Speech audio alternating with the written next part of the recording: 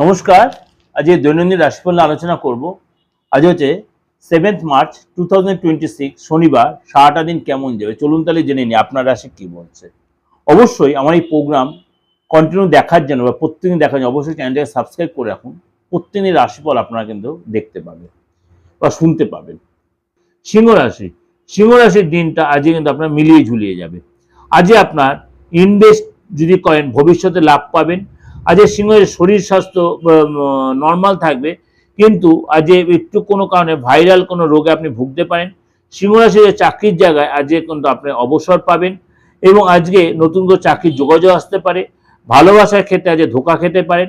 সিংহ রাশি পরিবারের সাথে বন্ধুদের সাথে অনেকটা সময় কাটাবেন, বাইরে যাওয়ার প্ল্যান করতে পারেন। সিংহ রাশির লোকেরা আজকে অবশ্যই মানে যাই করবেন বুঝে শুনে তাড়াহুড়া করবেন না, ডিপ্লোম্যাটিক হন, তাহলে আপনি অনেকটাই কাজে উন্নতি করতে পারেন।